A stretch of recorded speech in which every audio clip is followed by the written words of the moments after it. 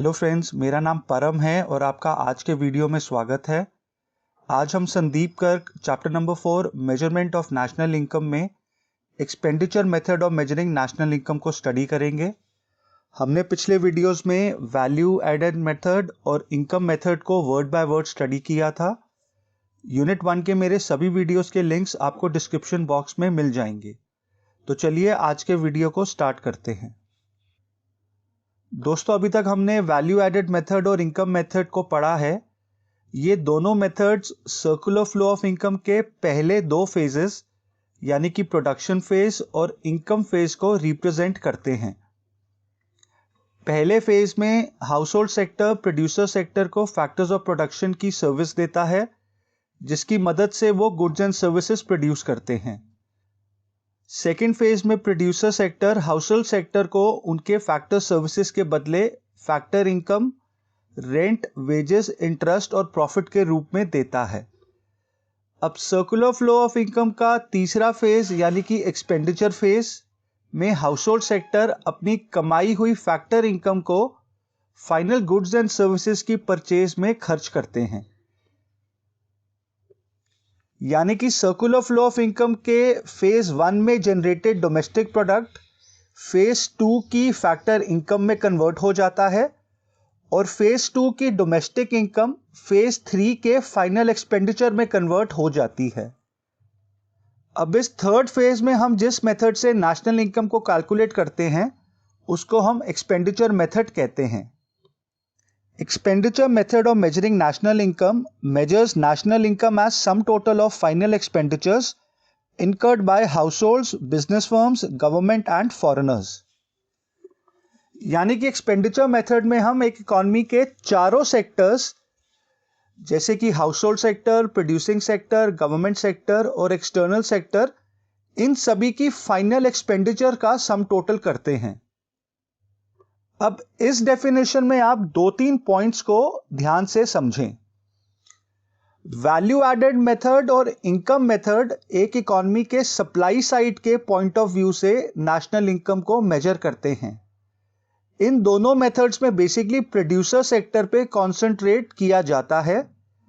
जैसे कि value added method में हम प्रोड्यूसिंग सेक्टर की सभी प्रोडक्शन यूनिट्स द्वारा की गई वैल्यू एडिशन को कैलकुलेट करते हैं, वहीं इनकम मेथड में हम सभी प्रोड्यूसर्स द्वारा दी गई फैक्टर इनकम्स को कैलकुलेट करते हैं। अब एक्सपेंडिचर मेथड में हम एक इकोनॉमी की डिमांड साइड के पॉइंट ऑफ व्यू से नेशनल इनकम को कैलकुलेट करते हैं, जहां हम इकोनॉमी के चारों सेक्टर्स द्वारा किए गए फाइनल एक्सपेंडिचर का सम टोटल करते हैं। अब दूसरा पॉइंट यह है कि अभी तक हम सर्कुलर फ्लो ऑफ इनकम को 2 सेक्टर इकोनॉमी के पॉइंट ऑफ व्यू से समझ रहे थे, पर एक एक्चुअल इकोनॉमी में 4 सेक्टर्स होते हैं। एक्सपेंडिचर मेथड में हम इन चारों सेक्टर्स के एक्सपेंडिचर्स को कंसिडर करते हैं। अब एक्सपेंडिचर मेथड की डेफिनेशन में आप ये वाला फ्रेज फाइनल एक्सपेंडिचर का मतलब समझिए। इस डेफिनेशन में फाइनल एक्सपेंडिचर का मतलब है फाइनल गुड्स पे किया गया एक्सपेंडिचर। अब हमने चैप्टर 2 के क्लासिफिकेशन ऑफ वीडियोस वाले वीडियो में पढ़ा है कि फाइनल गुड्स 3 प्रकार के होते हैं। पहला कंजम्पशन गुड्स, जिन्हें हाउस होल्ड सेक्टर कंज्यूम करता है। दूसरा इन्वेस्टमेंट गुड्स, जिन्हें हम कैपिटल गुड्स भी कहते हैं और जिन्हें प्रोड्यूसर सेक्टर यूज करता है। और तीसरा वो अनसोल्ड इंटरमीडिएट गुड्स जो प्रोड्यूसर्स के पास साल के एंड में बच जाते हैं, जिन्हें हम प्रोड्यूसर सेक्टर की इन्वेंट्री इन्वेस्टमेंट कहते हैं। एक्सपेंडिचर मेथड में हम चारों सेक्टर्स द्वारा इन 3 गुड्स पे किए गए एक्सपेंडिचर का सम टोटल करते हैं। यानी कि हम एक्सपेंडिचर मेथड में एक इकोनॉमी के चारों सेक्टर्स द्वारा कंजम्पशन गुड और इन्वेस्टमेंट गुड पे किए गए एक्सपेंडिचर का सम टोटल करते हैं। अब जब हम चारों सेक्टर्स द्वारा किए गए फाइनल एक्सपेंडिचर का सम टोटल करते हैं तो हमें इस इकोनॉमी का जीडीपी एमपी का फिगर मिलता है, जिसे हम फिर एनडीपीएफसी यानी कि डोमेस्टिक इनकम और फिर एनएनपीएफसी यानी कि नेशनल इनकम में कन्वर्ट करते हैं। हम एक्सपेंडिचर मेथड को इनकम डिस्पोजल मेथड भी कहते हैं, क्योंकि इस मेथड में कमाई गई इनकम को डिस्पोज ऑफ यानी कि खर्च किया जाता है फाइनल गुड्स एंड सर्विसेज पे। अब दोस्तों तीनों मेथड्स यानी कि value added method, income method और एक्सपेंडिचर मेथड में एक्सपेंडिचर मेथड सबसे ज्यादा पॉपुलर मेथड होता है डोमेस्टिक और नेशनल इनकम को कैलकुलेट करने के लिए, क्योंकि ये इकोनॉमी के चारों सेक्टर्स को कवर करता है। चलिए अब हम एक्सपेंडिचर मेथड के कंपोनेंट्स को समझते हैं। स्टूडेंट्स को ये वाला मेथड तीनों मेथड में सबसे ज्यादा मुश्किल लगता है, पर अगर आप इस मेथड के पीछे के कंसेप्ट को समझ लें तो फिर ये आपको काफी आसान लगेगा। अब इस मेथड के बेसिक कंसेप्ट को अगर हम एक लाइन में समझें तो वो ये है कि एक इकोनॉमी के चारों सेक्टर्स द्वारा किया गया फाइनल गुड्स पे एक्सपेंडिचर का सम टोटल, और फाइनल गुड्स होते हैं कंजम्पशन गुड्स, कैपिटल गुड्स और वो इंटरमीडिएट गुड्स जो प्रोड्यूसर्स के पास साल के एंड में बच जाते हैं। यानी कि एक्सपेंडिचर मेथड में हम इकोनॉमी के चारों सेक्टर्स द्वारा कंजम्पशन गुड, कैपिटल गुड और साल के एंड में बचे हुए इंटरमीडिएट गुड पे हुए एक्सपेंडिचर का सम टोटल करते हैं। यानी कि एक्सपेंडिचर मेथड से हमें एक इकोनॉमी में हुई कंजम्पशन और इन्वेस्टमेंट का पता चलता है। अब एक्सपेंडिचर मेथड के कंपोनेंट्स को समझने के लिए आप ये वाले चार्ट को याद रखें, इससे आप कभी भी इसके कंपोनेंट्स को नहीं भूलेंगे। अब हमने सीखा है कि एक्सपेंडिचर मेथड में हम चारों सेक्टर्स यानी कि house hold sector, producer sector, government sector और एक्सटर्नल सेक्टर द्वारा कंजम्पशन और इन्वेस्टमेंट पे किए गए एक्सपेंडिचर को इंक्लूड करते हैं। तो यहां हम इस चार्ट को कुछ इस तरह ड्रॉ करते हैं। इस चार्ट में हम चारों सेक्टर्स द्वारा या तो कंजम्पशन गुड पे एक्सपेंडिचर या फिर इन्वेस्टमेंट गुड पे एक्सपेंडिचर को ड्रॉ करेंगे। अब सबसे पहले हम हाउस होल्ड सेक्टर द्वारा किए गए फाइनल एक्सपेंडिचर को समझते हैं, जिसे हम प्राइवेट फाइनल कंजम्पशन एक्सपेंडिचर यानी कि PFCE कहते हैं। Private final consumption expenditure refers to expenditure incurred by households and private non-profit institutions serving households on all types of consumer goods, that is durable goods, semi-durable goods, non-durable goods and services except houses। अब हम जानते हैं कि household sector जो भी goods खरीदते हैं उसे हम कंज्यूमर गुड या फिर कंजम्पशन गुड कहते हैं। ये गुड्स वो अपनी फाइनल कंजम्पशन में यूज करते हैं। अब कंजम्पशन गुड्स चार प्रकार के होते हैं, durable goods, semi durable goods, non durable goods और सर्विसेज। तो इन चार प्रकार के कंजम्पशन गुड्स पे हाउस होल्ड सेक्टर द्वारा किए गए एक्सपेंडिचर को हम प्राइवेट फाइनल कंजम्पशन एक्सपेंडिचर यानी कि PFCE कहते हैं। अब ये फाइनल एक्सपेंडिचर मेथड का पहला कंपोनेंट होता है। अब इस डेफिनेशन से आप ये दो तीन बातों को समझें। हाउस होल्ड सेक्टर द्वारा खरीदे गए सभी प्रकार के गुड्स कंज्यूमर गुड्स होते हैं, सिर्फ एक घर को छोड़ के। यानी कि जब कोई कंज्यूमर कोई नया घर खरीदता है या फिर खुद से एक घर को कंस्ट्रक्ट करता है तो फिर हम उसे कंज्यूमर हाउस होल्ड की इन्वेस्टमेंट यानी कि कैपिटल फॉर्मेशन कहेंगे। यह पॉइंट आपको थोड़ी देर में ज्यादा क्लियर हो जाएगा। अभी के लिए आप सिर्फ इतना याद रखें कि एक घर के अलावा जो भी एक्सपेंडिचर कंज्यूमर हाउसहोल्ड्स करते हैं वो उनका कंज्यूमर गुड्स पे किया गया फाइनल कंजम्पशन एक्सपेंडिचर होता है। अब भले ही वो कोई 50 लाख की हाई एंड कार खरीदे या फिर 5 रुपए का बिस्किट का पैकेट खरीदें। यहां हम प्राइवेट फाइनल कंजम्पशन एक्सपेंडिचर यानी कि PFCE में कंज्यूमर हाउसहोल्ड्स द्वारा किए गए एक्सपेंडिचर के अलावा नॉन प्रॉफिट इंस्टीट्यूशंस जैसे कि कोई NGO या फिर कोई मंदिर, मस्जिद, गुरुद्वारा इत्यादि द्वारा किए गए एक्सपेंडिचर को भी इंक्लूड करते हैं। फॉर एग्जाम्पल मंदिर और गुरुद्वारों में जो लंगर सेवा होती है इसके लिए इन्हें कंज्यूमर गुड्स जैसे आटा, चावल, दाल इत्यादि की खरीदने की जरूरत पड़ती है। ये सभी भी PFCE का हिस्सा होते हैं। हम प्राइवेट फाइनल कंजम्पशन एक्सपेंडिचर में वो कंज्यूमर हाउसहोल्ड्स जो एक इकोनॉमी के नॉर्मल रेजिडेंट्स होते हैं उनका एक्सपेंडिचर इंक्लूड करते हैं, भले ही ये एक्सपेंडिचर उन्होंने डोमेस्टिक टेरिटरी के अंदर किया हो या फिर बाहर।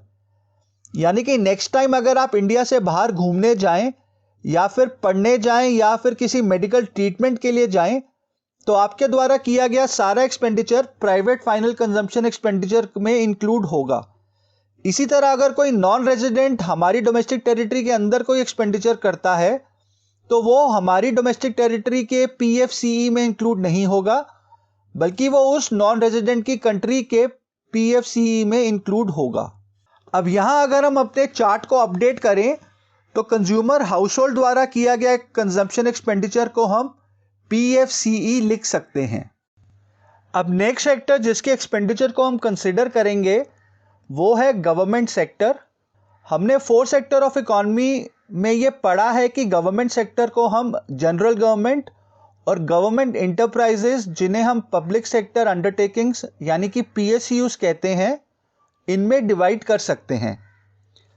अब यहां हम सिर्फ जनरल गवर्नमेंट को कंसिडर करेंगे, जिसका मेन एम होता है वेलफेयर मैक्सिमाइजेशन, यानी कि आम पब्लिक के वेलफेयर में बढ़ोतरी। पीएसयूज को हम प्रोड्यूसिंग सेक्टर के साथ कंसिडर करेंगे, क्योंकि प्राइवेट प्रोड्यूसिंग सेक्टर की तरह पब्लिक सेक्टर अंडरटेकिंग्स का भी एम होता है प्रॉफिट मैक्सिमाइजेशन।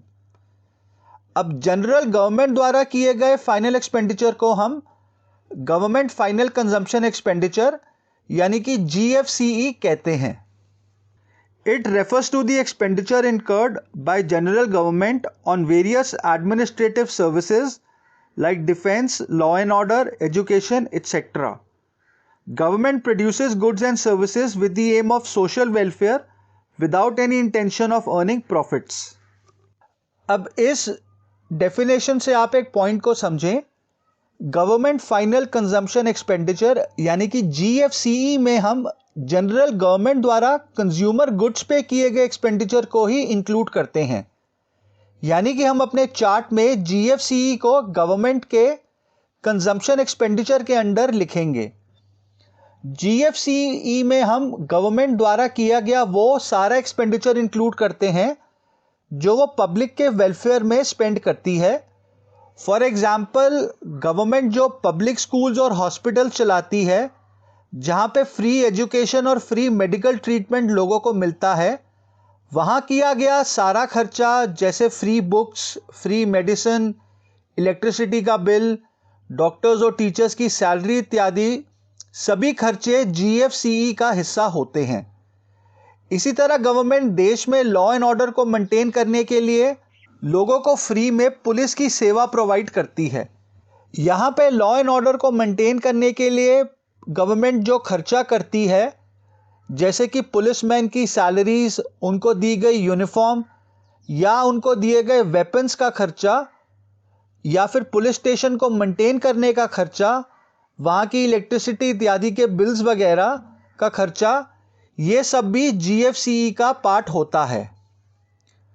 इसी तरह गवर्नमेंट देश की सुरक्षा के लिए आर्मी, नेवी, एयरफोर्स पे किए गए खर्चा, जैसे कि उनकी सैलरी, पेंशन, डिफेंस इक्विपमेंट्स पे किया गया खर्चा इत्यादि भी जीएफसीई का हिस्सा होता है। अब जैसे कि गवर्नमेंट ने फ्रांस से रफाल एयरक्राफ्ट्स खरीदे हैं, अब इन पे किया गया खर्चा गवर्नमेंट की इंटरमीडिएट कंजम्पशन होगी, क्योंकि ये इक्विपमेंट्स डिफेंस की सर्विस प्रोवाइड करते हैं, इसीलिए हम इन्हें भी जीएफसीई में इंक्लूड करेंगे। अब जीएफसीई के 2 मेन कंपोनेंट्स होते हैं। पहला, compensation of employees paid by government, यानी कि गवर्नमेंट जो अपने एम्प्लॉइज, जैसे कि गवर्नमेंट ऑफिसेज में काम करने वाले एम्प्लॉइज, गवर्नमेंट स्कूल में काम करने वाली टीचर्स, गवर्नमेंट हॉस्पिटल्स में काम करने वाले डॉक्टर्स, देश के लॉ एंड ऑर्डर और डिफेंस को मेंटेन करने के लिए जो पुलिस और आर्मी मैन होते हैं, इन सभी की सैलरीज इंक्लूडिंग देयर पेंशन्स, उस सब का सम टोटल जीएफसीई का पार्ट होता है। जीएफसीई का दूसरा मेन कंपोनेंट होता है इंटरमीडिएट कंजम्पशन ऑफ गवर्नमेंट। इसमें हम वो सारे एक्सपेंडिचर्स ऐड करते हैं जो गवर्नमेंट कंज्यूमर गुड्स और सर्विसेज की खरीद पे करती है। फॉर एग्जाम्पल, अगर गवर्नमेंट स्कूल में स्टूडेंट्स को फ्री बुक्स और यूनिफॉर्म प्रोवाइड करती है, या फिर गवर्नमेंट हॉस्पिटल्स में पेशेंट्स को फ्री मेडिसिन्स या फिर फ्री मेडिकल ट्रीटमेंट प्रोवाइड करती है, या फिर लॉ एंड ऑर्डर को मेंटेन करने के लिए पुलिस को जो मोटरसाइकिल्स और कार्स इत्यादि प्रोवाइड करती है और उसमें यूज होने वाला जो पेट्रोल इत्यादि का खर्चा होता है, या फिर पुलिस स्टेशंस, हॉस्पिटल्स, स्कूल्स इत्यादि में होने वाली इलेक्ट्रिसिटी, या फिर पुलिसमैन और आर्मी मैन को दी गई यूनिफॉर्म्स, या फिर देश की सुरक्षा के लिए खरीदे गए डिफेंस इक्विपमेंट्स इत्यादि पे जो खर्चा होता है, ये सभी गवर्नमेंट की इंटरमीडिएट कंजम्पशन का हिस्सा होते हैं और जीएफसीई में इंक्लूड किए जाते हैं। यहां आप एक बात को ध्यान में रखें, अनलाइक प्रोड्यूसिंग सेक्टर द्वारा किया गया इंटरमीडिएट कंजम्पशन, जिसे हम नेशनल इनकम को कैलकुलेट करते वक्त इग्नोर करते हैं, जनरल गवर्नमेंट द्वारा किए गए इंटरमीडिएट कंजम्पशन को हम एक्सपेंडिचर मेथड से नेशनल और डोमेस्टिक इनकम में इंक्लूड करते हैं। अब इसके अलावा हमारी एम्बेसीज और काउंसुलेट्स जो इंडिया के बाहर सिचुएटेड हैं पर जो टेक्निकली हमारी डोमेस्टिक टेरिटरी का हिस्सा होते हैं, उन सभी को चलाने का जो खर्चा होता है, इंक्लूडिंग वहाँ के स्टाफ की सैलरीज इत्यादि, वो भी जीएफसीई का हिस्सा होता है। अब जब हम इन तीनों कंपोनेंट्स यानी कि compensation of employees plus intermediate consumption plus embassies को चलाने के खर्चे को ऐड करते हैं तो हमें जीएफसीई का फिगर मिलता है। अब हो सकता है कि जनरल गवर्नमेंट कुछ गुड्स एंड सर्विसेज को देने के लिए पब्लिक से नॉमिनल चार्ज लेती हो। फॉर एग्जाम्पल, गवर्नमेंट हॉस्पिटल्स में कुछ मेडिसिन होती हैं जिसे गवर्नमेंट फ्री तो नहीं देती है पर सब्सिडाइज रेट पे पब्लिक को प्रोवाइड करती है। इसी तरह गवर्नमेंट कॉलेजेस में एजुकेशन पूरी तरह फ्री नहीं होती है, स्टूडेंट्स को कुछ नॉमिनल फीस देनी पड़ती है। अब वो सभी गुड्स एंड सर्विसेज जो जनरल गवर्नमेंट बेचती है, जिससे उसे रेवेन्यू मिलता है, उसको हम जीएफसीई से माइनस करते हैं, क्योंकि उतने अमाउंट से जीएफसीई यानी कि गवर्नमेंट का कंजम्पशन पे किया गया खर्चा कम होता है। तो अब हमारे पास जीएफसीई का कंप्लीट फॉर्मूला आ गया है, which is equal to intermediate consumption of government plus compensation of employees paid by government plus direct purchases from abroad for embassies and consulates located abroad minus sale of goods and services produced by general government। अब exam point of view से आपको numerical question में जीएफसीई का consolidated figure ही दिया जाता है, इसके individual components को अलग से नहीं दिया जाता है। अब जब हम पीएफसीई और जीएफसीई को ऐड करते हैं तो हमें एक इकॉनमी के डोमेस्टिक टेरिटरी के अंदर हुए कंजम्पशन गुड्स पे किए गए एक्सपेंडिचर का सम टोटल मिल जाता है। अब बाय डेफिनेशन प्रोड्यूसिंग सेक्टर कोई भी कंजम्पशन एक्सपेंडिचर नहीं करता है, क्योंकि प्रोड्यूसिंग सेक्टर सिर्फ प्रोड्यूसर गुड्स को ही खरीदता है, ना कि कंज्यूमर गुड्स को। तो हम अपने चार्ट में प्रोड्यूसिंग सेक्टर द्वारा किए गए कंजम्पशन एक्सपेंडिचर को क्रॉस आउट कर सकते हैं। अब डोमेस्टिक टेरिटरी के अंदर हुए कंजम्पशन गुड्स पे किया गया फाइनल एक्सपेंडिचर यहाँ पे कंप्लीट हो गया है। इसके आगे हम जो भी फाइनल एक्सपेंडिचर स्टडी करेंगे वो या तो इन्वेस्टमेंट गुड्स पे किया गया एक्सपेंडिचर होगा या फिर डोमेस्टिक टेरिटरी के बाहर फॉरेनर्स द्वारा किया गया कंजम्पशन एक्सपेंडिचर होगा। यानी कि डोमेस्टिक टेरिटरी के अंदर हुआ टोटल कंजम्पशन एक्सपेंडिचर पीएफसीई और जीएफसीई का सम टोटल होता है। याद रखें, मैंने यहां पे टोटल कंजम्पशन एक्सपेंडिचर कहा है, ना कि टोटल फाइनल एक्सपेंडिचर। यहां फाइनल गुड्स का एक हिस्सा जो कि कंज्यूमर गुड्स है, उस पे किया गया टोटल एक्सपेंडिचर कंप्लीट होता है।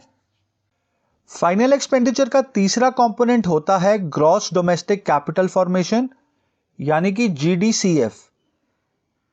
इसे हम ग्रॉस इन्वेस्टमेंट भी कहते हैं। अभी तक हमने कंज्यूमर हाउस होल्ड सेक्टर और गवर्नमेंट सेक्टर द्वारा कंज्यूमर गुड्स पे किया गया एक्सपेंडिचर को स्टडी किया था। अब ग्रॉस डोमेस्टिक कैपिटल फॉर्मेशन में हम डोमेस्टिक इकोनॉमी के तीनों सेक्टर्स यानी कि हाउस होल्ड, प्रोड्यूसिंग और गवर्नमेंट सेक्टर द्वारा किए गए इन्वेस्टमेंट एक्सपेंडिचर यानी कि कैपिटल फॉर्मेशन को स्टडी करेंगे। ग्रॉस डोमेस्टिक कैपिटल फॉर्मेशन और gross investment refers to the addition to capital stock of the economy. It represents the expenditure incurred on acquiring goods for investment by the production units located within the domestic territory. अब ये addition to capital stock, जिसे हम macro economics में investment या फिर capital formation भी कहते हैं, डोमेस्टिक इकोनॉमी के तीनों सेक्टर्स द्वारा की जाती है। अब हमने चैप्टर नंबर 2 के ग्रॉस इन्वेस्टमेंट, नेट इन्वेस्टमेंट और डेप्रिसिएशन वाले सेक्शन में ये स्टडी किया था कि इन्वेस्टमेंट दो प्रकार की होती हैं। पहली फिक्स्ड एसेट्स में की गई इन्वेस्टमेंट, जिसे हम फिक्स्ड इन्वेस्टमेंट कहते हैं, और दूसरी इन्वेंट्री में की गई इन्वेस्टमेंट, जिसे हम इन्वेंट्री इन्वेस्टमेंट कहते हैं। तो इसी प्रकार जीडीसीएफ के दो कंपोनेंट्स होते हैं, फिक्स्ड इन्वेस्टमेंट और इन्वेंट्री इन्वेस्टमेंट। अब जीडीसीएफ का पहला कंपोनेंट है gross domestic fixed capital formation, जिसे हम ग्रॉस फिक्स्ड कैपिटल फॉर्मेशन भी कह सकते हैं। It refers to the expenditure incurred on purchase of fixed assets, यानी कि फिक्स्ड असेट्स जैसे कि बिल्डिंग, मशीन्स, घर, रोड्स, फ्लाईओवर्स, डैम्स इत्यादि के खरीदने या कंस्ट्रक्शन पे किया गया एक्सपेंडिचर को हम ग्रॉस डोमेस्टिक कैपिटल फॉर्मेशन कहते हैं। अब ये fixed capital formation domestic economy के तीनों सेक्टर्स करते हैं, इसीलिए ग्रॉस फिक्स्ड कैपिटल फॉर्मेशन के 3 सब पार्ट्स होते हैं जो तीनों सेक्टर्स द्वारा किए गए कैपिटल फॉर्मेशन को शामिल करते हैं। अब ग्रॉस फिक्स्ड कैपिटल फॉर्मेशन का सबसे पहला पार्ट है कंज्यूमर हाउसहोल्ड द्वारा किया गया नए घर की परचेज या फिर कंस्ट्रक्शन पे हुआ एक्सपेंडिचर, जिसे हम ग्रॉस रेजिडेंशियल कंस्ट्रक्शन इन्वेस्टमेंट भी कहते हैं। It includes expenditure on purchase और construction of new houses by the households.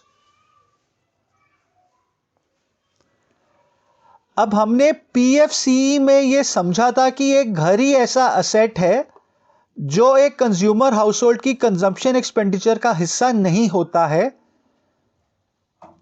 इसीलिए हम इसे पीएफसीई की जगह जीडीसीएफ में इंक्लूड करते हैं।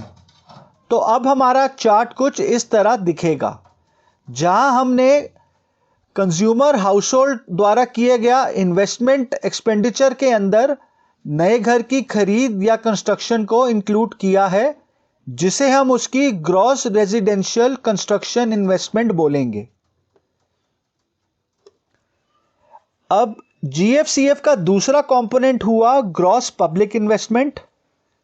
यहां हम गवर्नमेंट द्वारा किया गया फिक्स्ड एसेट्स में इन्वेस्टमेंट, जैसे कि roads, bridges, dams, power plants इत्यादि की कंस्ट्रक्शन में किए गए एक्सपेंडिचर को इंक्लूड करते हैं।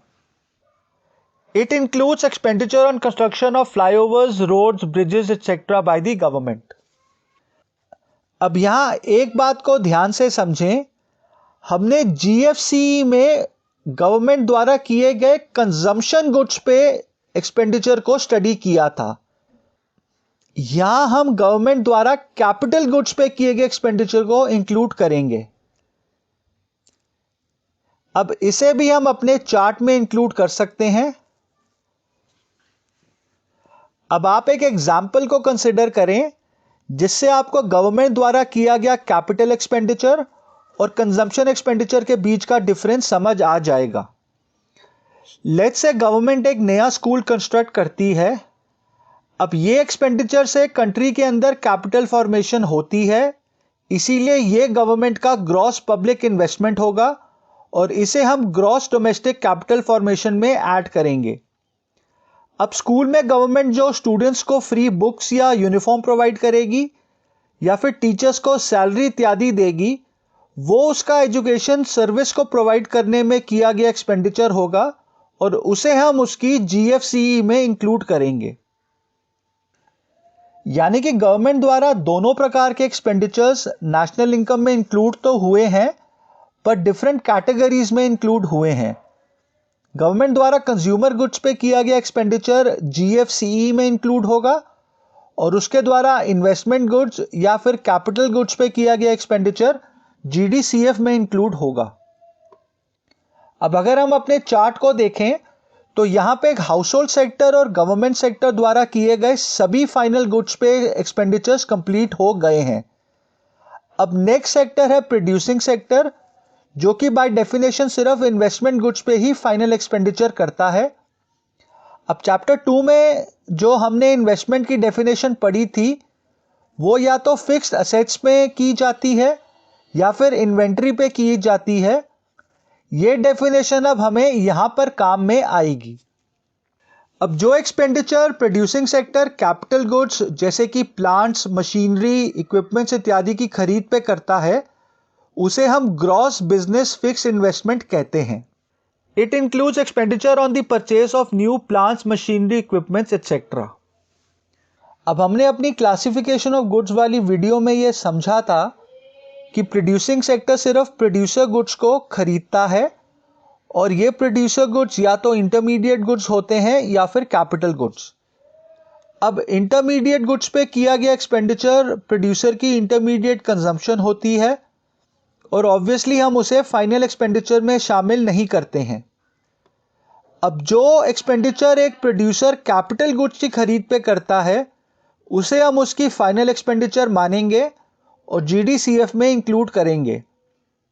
तो इसे हम अगर अपने चार्ट में लिखें तो अब हमारा चार्ट कुछ ऐसा दिखेगा। अब यहां हमने ग्रॉस फिक्स्ड कैपिटल फॉर्मेशन के तीनों कंपोनेंट्स को स्टडी कर लिया है, यानी कि gross residential construction investment, gross public investment और ग्रॉस बिजनेस फिक्स्ड इन्वेस्टमेंट। ये तीनों इन्वेस्टमेंट बेसिकली डोमेस्टिक इकोनॉमी के तीनों सेक्टर्स द्वारा की गई फिक्स एसेट्स पे इन्वेस्टमेंट होती है। अब हम जानते हैं कि इन्वेस्टमेंट में हम फिक्स्ड एसेट्स पे की गई इन्वेस्टमेंट को भी इंक्लूड करते हैं और इन्वेंट्री गुड्स पे की गई इन्वेस्टमेंट को भी इंक्लूड करते हैं। अभी तक हमने फिक्स्ड एसेट्स पे की गई इन्वेस्टमेंट को स्टडी किया है। अब ग्रॉस डोमेस्टिक कैपिटल फॉर्मेशन का दूसरा कंपोनेंट होता है इन्वेंट्री गुड्स पे की गई इन्वेस्टमेंट, यानी कि इन्वेंट्री इन्वेस्टमेंट, जिसे हम चेंज इन स्टॉक भी कहते हैं। It refers to the physical change in the stock of raw material, semi finished goods and finished goods lying with the producers. It is included as an investment item because it represents the goods produced but not used for current consumption. It is calculated as the difference between the closing stock and the opening stock of the year.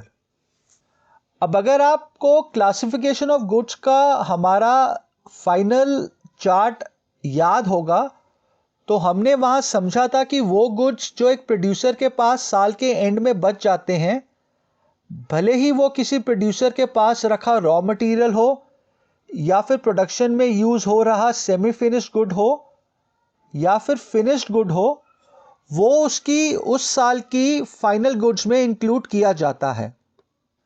अब ये point हमारा यहां पर काम आएगा।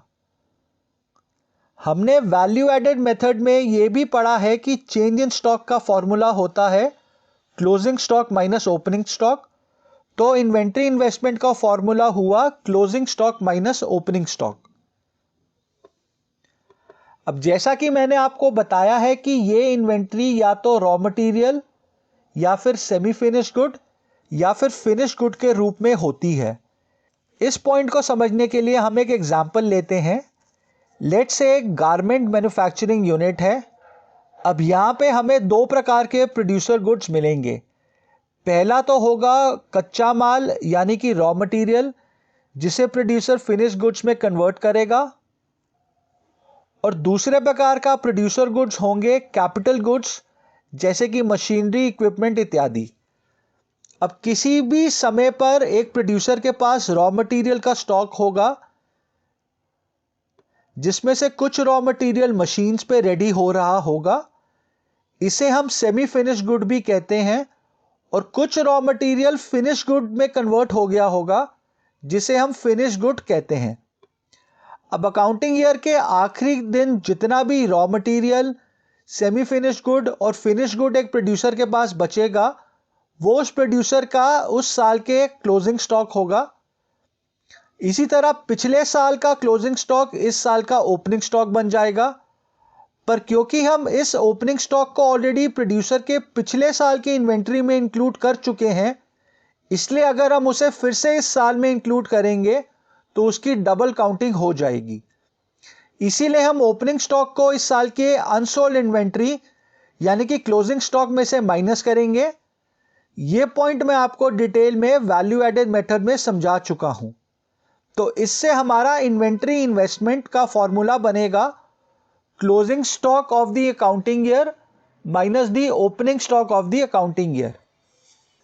यानी कि जब हम क्लोजिंग स्टॉक से ओपनिंग स्टॉक को माइनस करेंगे तो हमें इस प्रोड्यूसर का चेंज इन स्टॉक यानी कि इन्वेंट्री में किया गया इन्वेस्टमेंट का फिगर मिल जाएगा।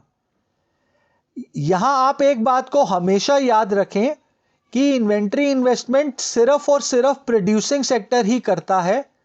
हाउस होल्ड सेक्टर या फिर गवर्नमेंट सेक्टर इन्वेंट्री में इन्वेस्टमेंट नहीं करते हैं। यानी कि प्रोड्यूसिंग सेक्टर फिक्स्ड एसेट में भी इन्वेस्ट करता है और इन्वेंट्री में भी इन्वेस्ट करता है। अब अगर आप इस चार्ट को देखें तो अब तीनों सेक्टर्स द्वारा कंजम्पशन गुड और इन्वेस्टमेंट गुड पे किया गया फाइनल एक्सपेंडिचर को हमने यहां पर इंक्लूड कर दिया है। यह एक डोमेस्टिक टेरिटरी के अंदर हुआ टोटल फाइनल एक्सपेंडिचर होता है। अब न्यूमेरिकल क्वेश्चंस में ऐसा बहुत कम होता है कि आपको ग्रॉस डोमेस्टिक कैपिटल फॉर्मेशन का डायरेक्ट फिगर दिया जाए।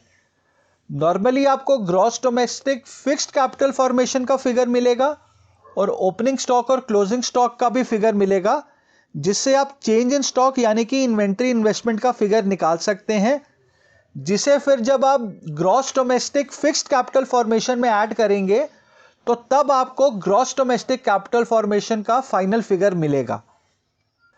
अब normally gross domestic fixed capital formation, जिसे हम ग्रॉस फिक्स्ड कैपिटल फॉर्मेशन भी कहते हैं, उसका सीधा फिगर न्यूमेरिकल क्वेश्चन में दिया जाता है। पर हो सकता है इसका सीधा फिगर ना दिया जाए और उसके बदले उसके तीन कंपोनेंट्स यानी कि gross business fixed investment, gross residential construction investment और ग्रॉस पब्लिक इन्वेस्टमेंट का फिगर दिया जाए। इस केस में आप इन तीनों को ऐड करके gross domestic fixed capital formation का फिगर निकालेंगे। इन्वेंट्री इन्वेस्टमेंट का भी फिगर नॉर्मली सीधा सीधा नहीं दिया जाता है, बल्कि उसके दोनों कंपोनेंट्स ओपनिंग स्टॉक और क्लोजिंग स्टॉक का फिगर दिया जाता है। तो इस केस में आप क्लोजिंग स्टॉक से ओपनिंग स्टॉक को माइनस करेंगे, जिससे आपको इन्वेंट्री इन्वेस्टमेंट का फिगर मिल जाएगा। याद रहे हमेशा closing stock minus opening stock is equal to inventory investment का फिगर होता है, ना कि opening stock minus closing stock, क्योंकि कई स्टूडेंट्स यहां भी ये गलती कर देते हैं। अब कभी कभार न्यूमेरिकल क्वेश्चन में ग्रॉस डोमेस्टिक कैपिटल फॉर्मेशन और gross domestic fixed capital formation दोनों का फिगर ही दिया गया होता है स्टूडेंट्स को कंफ्यूज करने के लिए। इस केस में आप सिर्फ ग्रॉस डोमेस्टिक कैपिटल फॉर्मेशन का फिगर ही कंसीडर करेंगे, क्योंकि gross domestic fixed capital formation gross domestic capital formation का ही हिस्सा होता है और उसे हम अलग से कंसीडर नहीं करते हैं। यानी कि आप जब भी एक्सपेंडिचर मेथड से रिलेटेड न्यूमेरिकल क्वेश्चंस को अटेम्प्ट करें तो फिक्स्ड वर्ड को सर्च करें कि क्या आपको ग्रॉस डोमेस्टिक कैपिटल फॉर्मेशन का फिगर दिया गया है या फिर gross domestic fixed capital formation का फिगर दिया गया है। मेजॉरिटी स्टूडेंट्स यहां पे गलती कर देते हैं, जिससे उनका फाइनल आंसर गलत हो जाता है। इस तरह कभी कभार न्यूमेरिकल क्वेश्चन में ग्रॉस डोमेस्टिक कैपिटल फॉर्मेशन और इन्वेंट्री इन्वेस्टमेंट दोनों के फिगर्स दिए जाते हैं, अगेन स्टूडेंट्स को कंफ्यूज करने के लिए, और नॉर्मली स्टूडेंट्स इन दोनों को ऐड कर देते हैं, जिनसे उनका फाइनल आंसर गलत हो जाता है। अगेन इन्वेंट्री इन्वेस्टमेंट भी ग्रॉस डोमेस्टिक कैपिटल फॉर्मेशन का हिस्सा होता है, इसीलिए अलग से उसे ऐड नहीं किया जाता है। यहां भी हम सिर्फ ग्रॉस डोमेस्टिक कैपिटल फॉर्मेशन यानी कि GDCF को ही कंसिडर करेंगे। हम इन सभी पॉइंट्स को डिटेल में स्टडी करेंगे जब हम एक्सपेंडिचर मेथड के न्यूमेरिकल्स को सॉल्व करेंगे। यहां हम GDCF की कुछ प्रिकॉशंस को समझते हैं।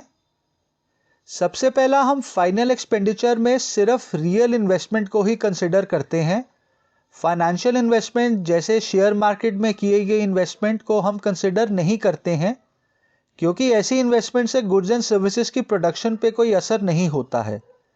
ऐसी इन्वेस्टमेंट को हम सिर्फ ट्रांसफ़र ऑफ ओनरशिप ही मानते हैं। फॉर एग्जांपल, अगर मेरे पास किसी कंपनी के 100 शेयर्स हैं और मैंने उसे किसी और को बेच दिया, तो इस सेल परचेज से एक इकॉनमी में गुड्स और सर्विसेज की प्रोडक्शन पे कोई असर नहीं पड़ेगा। इस सेल परचेज से सिर्फ शेयर्स की ओनरशिप ही चेंज होगी। दूसरा पॉइंट इंपॉर्टेंट है, इन्वेंट्री इन्वेस्टमेंट सिर्फ और सिर्फ प्रोड्यूसिंग सेक्टर करता है, हाउसहोल्ड सेक्टर इन्वेंट्री इन्वेस्टमेंट नहीं करता है। फॉर एग्जाम्पल, अगर एक कंज्यूमर हाउसहोल्ड के पास एक कार है और वो एक नई कार को और ख़रीदता है, तो हम उसे उसकी इन्वेंट्री इन्वेस्टमेंट नहीं कहेंगे। ये इस कंज्यूमर की कंजम्पशन एक्सपेंडिचर होगी और इसे हम PFCE में इंक्लूड करेंगे। हम ये अज्यूम करते हैं कि एक कंज्यूमर ने जिस पल कोई कंज्यूमर गुड खरीदा, उसने उसे उसी पल कंज्यूम कर लिया। इसीलिए कंज्यूमर हाउसहोल्ड सेक्टर किसी भी गुड का स्टॉक नहीं रख सकता है, यानी कि वो उसकी इन्वेंट्री इन्वेस्टमेंट नहीं कर सकता है। तीसरा पॉइंट ये है कि GDCF में हम कंज्यूमर सेक्टर और प्रोड्यूसिंग सेक्टर द्वारा की गई न्यू इन्वेस्टमेंट को ही इंक्लूड करते हैं। अगर कोई कंज्यूमर किसी बने बनाए घर को उसके ओनर से खरीदता है, या फिर कोई प्रोड्यूसिंग यूनिट कोई सेकेंड हैंड मशीनरी को खरीदता है, तो हम उसे GDCF में इंक्लूड नहीं करेंगे, क्योंकि by definition second hand goods की सेल परचेज नेशनल इनकम में शामिल नहीं होती है, क्योंकि इन गुड्स की गिनती ऑलरेडी उस साल की नेशनल इनकम में हो चुकी होती है जिस साल ये पहली बार बिके थे। इन्हें दोबारा काउंट करने से नेशनल इनकम की ओवर एस्टिमेशन हो जाती है। यानी कि हम ये कह सकते हैं कि GDCF में हम सिर्फ ब्रांड न्यू कैपिटल गुड्स की परचेज को ही इंक्लूड करते हैं।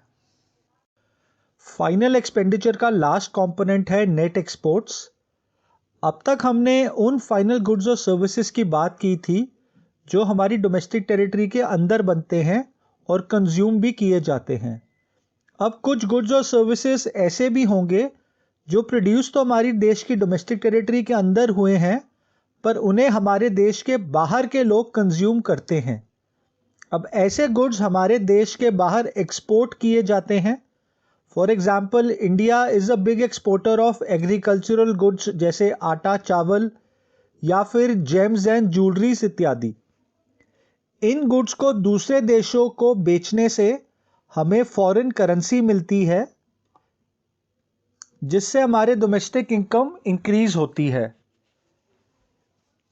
इसीलिए हम एक्सपोर्ट्स को भी एक्सपेंडिचर मेथड में इंक्लूड करते हैं, जो बेसिकली एक्सटर्नल सेक्टर द्वारा किया गया फाइनल गुड्स पे एक्सपेंडिचर होता है। Exports refer to expenditure by foreigners on purchase of domestic products. The exported goods have been produced within the country's domestic territory, so they are included in output of an economy. अब यहाँ हम सिर्फ और सिर्फ exports को ही include नहीं कर सकते हैं। अब कुछ गुड्स एंड सर्विसेज ऐसे भी होंगे जिसे हम अपनी डोमेस्टिक टेरिटरी के बाहर से परचेज करते हैं। फॉर एग्जाम्पल, क्रूड ऑयल जो हमारे देश में नहीं प्रोड्यूस होता है, उसे हम मिडल ईस्टर्न कंट्री से परचेज करते हैं, यानी कि हम इन गुड्स को इंपोर्ट करते हैं। अब इन गुड्स एंड सर्विसेज के बदले हम रेस्ट ऑफ द वर्ल्ड को फॉरेन एक्सचेंज देते हैं, जिससे हमारी डोमेस्टिक इनकम कम हो जाती है। यानी कि हमें टेक्निकली इंपोर्ट की वैल्यू को एक्सपोर्ट की वैल्यू से माइनस करना चाहिए और फिर बचे हुए एक्सपोर्ट की वैल्यू को एक्सपेंडिचर मेथड से डोमेस्टिक इनकम में ऐड करना चाहिए। Import is the expenditure by residents on foreign products. Imports are deducted to obtain domestic product as they are not produced within the domestic territory. अब जब हम import को export से minus करते हैं तो हमें नेट एक्सपोर्ट का फिगर मिलता है, और ये एक्सपेंडिचर मेथड से डोमेस्टिक इनकम को कैलकुलेट करने का चौथा कंपोनेंट होता है। यानी कि नेट एक्सपोर्ट्स में हम इकॉनमी के चौथा सेक्टर यानी कि एक्सटर्नल सेक्टर द्वारा किया गया फाइनल एक्सपेंडिचर को कंसिडर करते हैं। Net exports refers to the difference between exports and imports of a country during a period of 1 year. Instead of treating exports and imports separately, the difference between the two is taken and is termed as net exports. यानी कि किसी भी country के imports को जब हम उस country के एक्सपोर्ट से माइनस करते हैं तो हमें उस कंट्री के नेट एक्सपोर्ट्स का फिगर मिलता है। यहां एक्सपोर्ट्स का मतलब हुआ वो गुड्स एंड सर्विसेज जो एक इकॉनमी की डोमेस्टिक टेरिटरी के अंदर प्रोड्यूस होते हैं और जिन्हें दूसरे देशों के लोग कंज्यूम करते हैं। यानी कि एक्सपोर्ट्स को हम फॉरेनर्स द्वारा डोमेस्टिक प्रोडक्ट पे किया गया फाइनल एक्सपेंडिचर भी कह सकते हैं। For example, India agricultural products जैसे कि राइस, शुगर, चावल इत्यादि को बाकी दुनिया में एक्सपोर्ट करता है। अब ये गुड्स इंडिया में बनते हैं पर इन्हें दूसरे देशों के लोग कंज्यूम करते हैं। इसी तरह इंपोर्ट्स वो गुड्स एंड सर्विसेज होते हैं जो देश से बाहर प्रोड्यूस होते हैं पर इन्हें हम लोग यानी कि देश की नॉर्मल रेजिडेंस यूज करते हैं। For example, India petroleum products को मिडिल ईस्टर्न कंट्री से इंपोर्ट करता है जिसे इंडिया के नॉर्मल रेजिडेंट्स यहां पर यूज करते हैं, या फिर इंडिया चाइना से बहुत सारी आइटम्स जैसे इलेक्ट्रॉनिक्स, कटलरी, सेमीकंडक्टर्स इत्यादि को इंपोर्ट करता है। अब ये गुड्स बनते तो हमारी डोमेस्टिक टेरिटरी के बाहर हैं पर इन्हें हमारे देश के लोग कंज्यूम करते हैं। अब एक सवाल ये बनता है कि हम फाइनल एक्सपेंडिचर मेथड में एक्सपोर्ट्स को ही क्यों ऐड करते हैं और इंपोर्ट्स को ही क्यों माइनस करते हैं। इसका जवाब काफ़ी आसान है। अब हमारे देश की डोमेस्टिक टेरिटरी बाकी सब देशों के लिए एक्सटर्नल सेक्टर होगी और बाकी सभी देश की डोमेस्टिक टेरिटरी हमारे लिए एक्सटर्नल सेक्टर होगी। अब जो गुड्स एंड सर्विसेज हमारी डोमेस्टिक टेरिटरी में बनते हैं और जिन्हें हम एक्सपोर्ट करते हैं उनसे हमारी नेशनल और डोमेस्टिक इनकम इंक्रीज होती है क्योंकि विदेशी लोग इन गुड्स एंड सर्विसेज को यूज करते हैं और उसके बदले हमें फॉरेन एक्सचेंज देते हैं। इसी तरह जब हम विदेशों में बनी गुड्स एंड सर्विसेज को इंपोर्ट करते हैं तो इससे हमारी डोमेस्टिक और नेशनल इनकम कम होती है क्योंकि हम अब उन्हें इसके बदले में फॉरेन एक्सचेंज देते हैं। यानी कि हम ये कह सकते हैं कि एक्सपोर्ट से डोमेस्टिक इनकम की बढ़ोतरी होती है और इंपोर्ट से इसमें कमी आती है। इसी रीजन से हम एक्सपोर्ट्स को डोमेस्टिक इनकम में ऐड करते हैं और इंपोर्ट्स को माइनस करते हैं। अब exports minus imports is equal to net exports. अब अगर नेट एक्सपोर्ट्स पॉजिटिव होगा तो वो डोमेस्टिक इनकम को बढ़ाएगा और अगर नेट एक्सपोर्ट्स नेगेटिव होगा यानी कि इंपोर्ट्स एक्सपोर्ट से ज्यादा होंगे तो वो डोमेस्टिक इनकम को कम करेंगे। अब नेट एक्सपोर्ट से लेकर आप दो बातों को हमेशा ध्यान में रखें। नेट एक्सपोर्ट्स को लेकर पहला पॉइंट यह है कि फाइनल एक्सपेंडिचर मेथड में हम सिर्फ एक्सपोर्ट्स या फिर इंपोर्ट्स को इंडिविजुअली कंसिडर नहीं करते हैं, हम सिर्फ और सिर्फ इनके डिफरेंस यानी कि एक्सपोर्ट्स माइनस इंपोर्ट्स को ही कंसिडर करते हैं जिसे हम नेट एक्सपोर्ट्स कहते हैं। याद रहे, नेट एक्सपोर्ट्स पॉजिटिव भी हो सकता है और नेगेटिव भी। यह पॉजिटिव तब होगा जब एक्सपोर्ट्स इंपोर्ट से ज्यादा होंगे और ये नेगेटिव तब होगा जब एक्सपोर्ट्स इंपोर्ट से कम होंगे। ये पॉइंट हम इन एग्जाम्पल से समझते हैं। अब पहले एग्जाम्पल में एक्सपोर्ट्स है 500 और इंपोर्ट्स है 300, तो नेट एक्सपोर्ट्स हुआ 500 माइनस 300 यानी कि 200 रुपये। अगले एग्जाम्पल में एक्सपोर्ट्स है 600 और इंपोर्ट्स है 700, तो नेट एक्सपोर्ट्स हुआ 600 माइनस 700 यानी कि माइनस 100 रुपीज। यहां पे नेट एक्सपोर्ट्स नेगेटिव है। केस नंबर 3 में एक्सपोर्ट्स है 0 और इंपोर्ट्स है 200, तो नेट एक्सपोर्ट्स हुआ 0 माइनस 200 यानी कि माइनस 200 रुपीज। केस नंबर 4 में हमें नेट एक्सपोर्ट्स का फिगर दिया गया है 500 रुपये और इंपोर्ट्स का फिगर दिया गया है 200 रुपये। अब क्योंकि इंपोर्ट्स नेट एक्सपोर्ट्स का ही हिस्सा होते हैं इसलिए हम इंपोर्ट्स के फिगर को इग्नोर करेंगे और सीधा नेट एक्सपोर्ट्स का फिगर को ही यहां पर कंसिडर करेंगे जो कि है 500 रुपये। केस नंबर 5 इंपॉर्टेंट है। यहां हमें नेट एक्सपोर्ट्स की जगह नेट इंपोर्ट का फिगर दिया गया है। अब नेट इंपोर्ट्स का मतलब हुआ इंपोर्ट्स माइनस एक्सपोर्ट्स, जो नेट एक्सपोर्ट्स का ठीक उल्टा हुआ।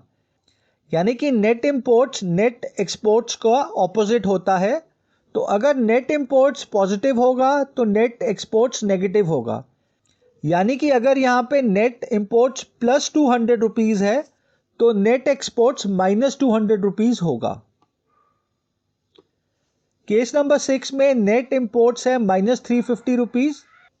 अब क्योंकि नेट एक्सपोर्ट्स नेट इंपोर्ट्स का ऑपोजिट होगा तो नेट एक्सपोर्ट्स हुआ प्लस 350 रुपीज़। हम इन सभी पॉइंट्स को डिटेल में न्यूमेरिकल एग्जाम्पल्स को सॉल्व करते हुए समझेंगे। अब नेट एक्सपोर्ट्स को लेकर दूसरा पॉइंट है कि हम नेट एक्सपोर्ट्स में गुड्स और सर्विसेज दोनों के एक्सपोर्ट और इंपोर्ट को इंक्लूड करते हैं। अब गुड्स का इंपोर्ट और एक्सपोर्ट वाला पॉइंट तो सिंपल है, पर सर्विसेज के एक्सपोर्ट और इंपोर्ट को लेकर आप एक बेसिक डिफरेंस को समझिए। सर्विसेज दो प्रकार की होती हैं।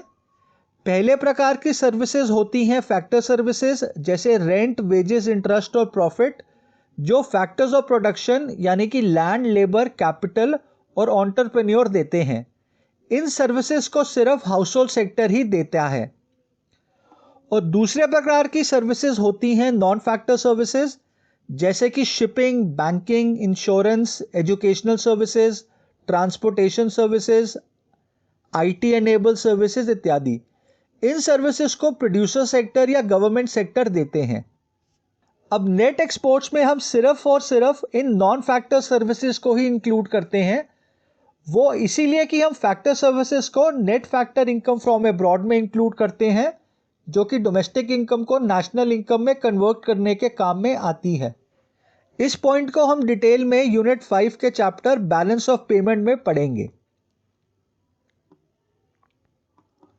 फैक्टर सर्विसेज और नॉन फैक्टर सर्विसेज वाला पॉइंट हमें इस टेबल से भी क्लियर होता है।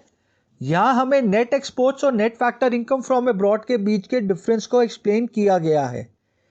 पहला पॉइंट है इन दोनों की बेसिक डेफिनेशन, यानी कि जहां नेट एक्सपोर्ट्स एक देश के एक्सपोर्ट्स और imports of goods and services का डिफरेंस होता है, वहीं net factor income from abroad factor income from abroad और फैक्टर इनकम टू अब्रॉड के बीच का डिफरेंस होता है। दूसरा पॉइंट है कि नेट एक्सपोर्ट्स एक डोमेस्टिक कंसेप्ट है और net factor income from abroad एक नेशनल कंसेप्ट है। ये इसीलिए क्योंकि नेट एक्सपोर्ट्स एक इकॉनमी की जीडीपी को मेजर करने में यूज होता है।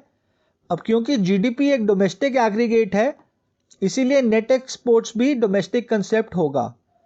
दूसरी तरफ net factor income from abroad national concept है, क्योंकि वो किसी भी देश की नेशनल इनकम यानी कि एनएनपीएफसी को मेजर करने में यूज होता है। अब हम ये जानते हैं कि जब हम डोमेस्टिक इनकम यानी कि एनडीपीएफसी में net factor income from abroad को ऐड करते हैं तो हमें नेशनल इनकम का फिगर मिलता है। इसीलिए हम net factor income from abroad को नेशनल कंसेप्ट कहते हैं। तीसरा पॉइंट वही है जो मैंने आपको अभी एक्सप्लेन किया है। नेट एक्सपोर्ट्स में हम नॉन फैक्टर सर्विसेज को इंक्लूड करते हैं, जैसे कि शिपिंग, इंश्योरेंस, टीचिंग, बैंकिंग इत्यादि।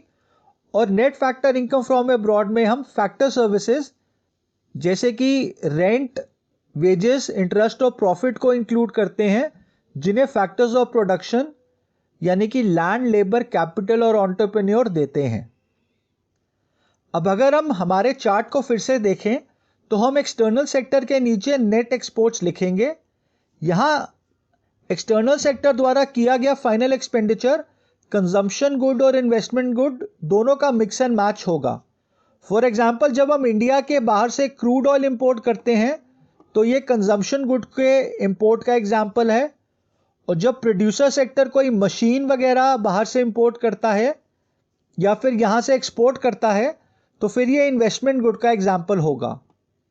तो इसी के साथ हमारा फाइनल एक्सपेंडिचर मेथड का चार्ट कंप्लीट होता है।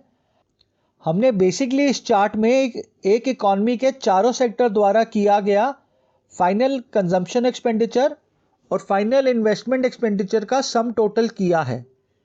यानी कि जब हम फाइनल एक्सपेंडिचर का सम टोटल करते हैं तो हमें private final consumption expenditure, government final consumption expenditure, gross domestic capital formation और नेट एक्सपोर्ट्स का सम टोटल करना पड़ता है। इस सम टोटल को हम इस इकॉनमी की जीडीपी एमपी कहते हैं।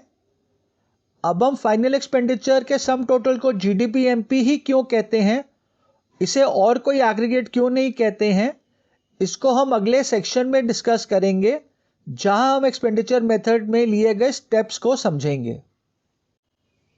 आइए अब हम एक्सपेंडिचर मेथड के स्टेप्स को कैलकुलेट करते हैं। सबसे पहले हम एक इकॉनमी में जितने भी इकोनॉमिक यूनिट्स होते हैं उन्हें 4 सेक्टर्स ऑफ इकॉनमी में क्लासिफाई करते हैं, यानी कि house hold sector, producing sector, government sector और रेस्ट ऑफ द वर्ल्ड। यहाँ इकोनॉमिक यूनिट्स का मतलब होता है वो व्यक्ति या इंस्टीट्यूशन जो या तो प्रोड्यूसर होता है या फिर कंज्यूमर। अब ध्यान रहे, क्योंकि हम वैल्यू एडेड मेथड और इनकम मेथड में सिर्फ प्रोड्यूसर सेक्टर को कंसीडर करते थे, इसीलिए इन दोनों मेथड्स के पहले स्टेप में हम प्रोड्यूसिंग सेक्टर को 3 कैटेगरीज में डिवाइड करते थे, जो कि होती थी प्राइमरी, सेकेंडरी और टर्शरी सेक्टर्स। पर क्योंकि एक्सपेंडिचर मेथड में हम पूरी इकॉनमी को कंसीडर करते हैं, इसीलिए यहाँ हम पूरी इकॉनमी को उसके 4 सेक्टर्स में डिवाइड करते हैं। अब स्टेप नंबर 2 में हम इन चारों सेक्टर्स के फाइनल एक्सपेंडिचर्स जो इन्होंने फाइनल गुड्स एंड सर्विसेज पे खर्च किए होते हैं, इन्हें फॉलोइंग हेडर्स में डिवाइड करते हैं। पहला प्राइवेट फाइनल कंजम्पशन एक्सपेंडिचर, दूसरा गवर्नमेंट फाइनल कंजम्पशन एक्सपेंडिचर, तीसरा ग्रॉस डोमेस्टिक कैपिटल फॉर्मेशन और चौथा नेट एक्सपोर्ट्स। इन चारों एक्सपेंडिचर्स का जब हम सम टोटल करते हैं तो हमें इस इकॉनमी का जीडीपी-एमपी का फिगर मिलता है। अब यहां पर एक सवाल उठता है कि हम सारे एक्सपेंडिचर्स के सम टोटल को जीडीपी-एमपी ही क्यों कहते हैं, कोई और डोमेस्टिक या नेशनल एग्रीगेट क्यों नहीं कहते हैं। अब इसका जवाब हमें जीडीपी-एमपी की डेफिनेशन से मिलता है। हम जानते हैं कि जीडीपी-एमपी डोमेस्टिक टेरिटरी में प्रोड्यूस सारे गुड्स एंड सर्विसेज की मार्केट वैल्यू होती है, यानी कि उनकी market price multiplied by quantity sold. अब एक्सपेंडिचर मेथड के अंडर चारों सेक्टर्स जो भी गुड्स और सर्विसेज खरीदते हैं वो ऑब्वियसली उसके मार्केट प्राइस पे ही खरीदेंगे, यानी कि चारों सेक्टर्स बेसिकली उस इकॉनमी की जीडीपी-एमपी को ही खरीद रहे हैं। इसीलिए इन चारों सेक्टर्स के एक्सपेंडिचर का सम टोटल उस इकॉनमी की जीडीपी-एमपी होती है। तीसरे स्टेप में हम जीडीपी-एमपी को एनडीपी-एफसी में कन्वर्ट करते हैं, जो कि इकॉनमी की डोमेस्टिक इनकम होती है। इसके लिए हम अपने 3 फॉर्मूलाज को यूज करेंगे। ग्रॉस को नेट में कन्वर्ट करने के लिए हम उसमें से डेप्रिसिएशन को माइनस करेंगे। मार्केट प्राइस को फैक्टर कॉस्ट में कन्वर्ट करने के लिए हम उसमें से नेट इनडायरेक्ट टैक्स को भी माइनस करेंगे। अब क्योंकि जीडीपी-एमपी और एनडीपी-एफसी दोनों ही डोमेस्टिक एग्रीगेट है, इसलिए हमें डोमेस्टिक को नेशनल इनकम में कन्वर्ट करने वाले फॉर्मूले की यहां पर जरूरत नहीं पड़ेगी। अब जब हम जीडीपी-एमपी में से डेप्रिसिएशन को माइनस करते हैं और नेट इनडायरेक्ट टैक्स को भी माइनस करते हैं, तो हमें एनडीपी-एफसी की वैल्यू मिलेगी, जो कि इस इकॉनमी की डोमेस्टिक इनकम होगी। अब फाइनल स्टेप में हमें डोमेस्टिक इनकम को नेशनल इनकम में कन्वर्ट करना है। इसके लिए हम इसमें net factor income from abroad को ऐड करेंगे। इस स्टेप के कंप्लीशन के साथ ही हम एक्सपेंडिचर मेथड से एक इकॉनमी की नेशनल इनकम को कैलकुलेट कर सकते हैं। चलिए दोस्तों, अब कुछ सावधानियों पर नजर डालते हैं जो हमें एक्सपेंडिचर मेथड को कैलकुलेट करते वक्त बरतनी चाहिए। सबसे पहला पॉइंट है कि कोई भी सेकेंड हैंड गुड की परचेज पे किए गए एक्सपेंडिचर को हम expenditure method of measuring national income में कंसिडर नहीं करते हैं। इसकी वजह यह है कि जब ये गुड्स एंड सर्विसेज पहली बार मार्केट में बिका था तो ये उस साल की नेशनल इनकम में ऑलरेडी इंक्लूडेड होता है। इसको दोबारा इंक्लूड करने से नेशनल इनकम की ओवर एस्टिमेशन हो जाएगी। हाँ, सेकेंड हैंड गुड्स की सेल और परचेज पे ब्रोकर जो कमीशन या ब्रोकरेज कमाता है वो नेशनल इनकम का हिस्सा होता है, क्योंकि ये उसकी नई कमाई होती है। दूसरी सावधानी ये है कि किसी भी किस्म की ट्रांसफ़र इनकम या ट्रांसफ़र पेमेंट्स जैसे कि old age pension, unemployment allowance, scholarship, pocket money, donation इत्यादि नेशनल इनकम का हिस्सा नहीं होते हैं, क्योंकि इन इनकम के बदले इनका रिसीवर कोई प्रोडक्टिव सर्विस नहीं देता है। अगली प्रिकॉशन ये है कि इंटरमीडिएट गुड्स पे किया गया एक्सपेंडिचर यानी कि इंटरमीडिएट कंजम्पशन को हम नेशनल इनकम में शामिल नहीं करते हैं, क्योंकि इसकी value final goods and services की वैल्यू में ऑलरेडी मर्ज हो गई होती है। अगर हम इसे फिर से इंक्लूड करेंगे तो इससे नेशनल इनकम की डबल काउंटिंग हो जाएगी। हम नेशनल इनकम में सिर्फ और सिर्फ फाइनल कंजम्पशन को ही इंक्लूड करते हैं, अब वो चाहे कंज्यूमर गुड पे की गई हो या फिर इन्वेस्टमेंट गुड पे। अगली प्रिकॉशन फाइनेंशियल इन्वेस्टमेंट को लेके हैं। फाइनेंशियल एसेट्स जैसे शेयर, बॉन्ड्स, करेंसी की सेल और परचेज को नेशनल इनकम में शामिल नहीं किया जाता है, क्योंकि इस सेल परचेज से गुड्स एंड सर्विसेज के फ्लो पे कोई फ़र्क नहीं पड़ता है। हाँ, इन फाइनेंशियल एसेट्स की सेल परचेज पे जो ब्रोकर कमीशन या ब्रोकरेज कमाता है वो नेशनल इनकम का हिस्सा होती हैं, क्योंकि ये उसे उसकी प्रोडक्टिव सर्विसेज के बदले मिलती हैं। इसी तरह शेयर और डिबेंचर्स पे कमाया गया डिविडेंड और इंटरेस्ट भी नेशनल इनकम में शामिल होते हैं, क्योंकि ये फैक्टर इनकम का हिस्सा होते हैं। लास्ट प्रिकॉशन ये है कि जितने भी फैक्टर्स ऑफ प्रोडक्शन द्वारा खुद से की गई प्रोडक्शन होती है उन सबको भी हम एक्सपेंडिचर मेथड द्वारा नेशनल इनकम में शामिल करते हैं। अब चाहे वो कोई फार्मर या उसकी फैमिली हो जो अपने खेतों में खुद मजदूरी करते हैं, जिससे वो अनाज उगाते हैं और उसे खुद ही कंज्यूम करते हैं, जिसे हम प्रोडक्शन फॉर सेल्फ कंजम्पशन कहते हैं, या फिर अपना खुद का मकान हो और उस पर कमाया गया इम्प्यूटेड यानी कि एस्टिमेटेड रेंट हो, या फिर अपने बिजनेस में खुद का लगाया गया कैपिटल हो और उस पर कमाया गया इम्प्यूटेड यानी कि एस्टिमेटेड इंटरेस्ट हो, ये सभी नेशनल इनकम में शामिल होते हैं।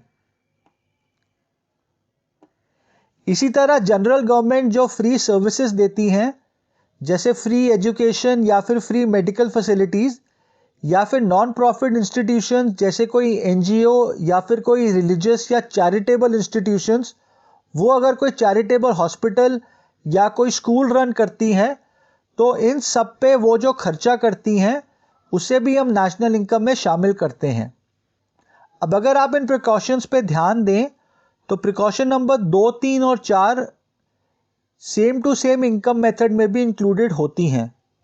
अब इनमें से कुछ प्रिकॉशंस तीनों मेथड्स में कॉमन होती हैं, जैसे कि सेकेंड हैंड गुड्स की सेल परचेज हो, या ट्रांसफ़र इनकम का एक्सक्लूजन हो, या फिर production of goods for self consumption का इंक्लूजन हो, या फिर फाइनेंशियल एसेट्स की सेल और परचेज का एक्सक्लूजन हो। अगर आपको सभी प्रिकॉशंस को याद रखने में प्रॉब्लम है तो आप इन तीनों मेथड्स की कॉमन प्रिकॉशंस को याद रख सकते हैं, क्योंकि कई बार एग्जाम में प्रिकॉशंस को लेकर डायरेक्ट क्वेश्चन आ जाता है। तो दोस्तों, इसी के साथ हमारा expenditure method of measuring national income भी कंप्लीट होता है। आज के वीडियो को यहीं पे एंड करते हैं। इस वीडियो के साथ हमने तीनों मेथड्स को डिटेल में समझा है। अगर आपके कोई डाउट्स हो तो कमेंट सेक्शन में लिखिए, मैं उन्हें सॉल्व करने की पूरी कोशिश करूंगा। नेक्स्ट वीडियो में हम सेक्शन 4.5 रिकंसिलिएशन ऑफ 3 मेथड्स और सेक्शन 4.6 और 4.7 जो कि treatment of different items in national and domestic income को लेकर है, इन तीनों सेक्शंस को कवर करेंगे।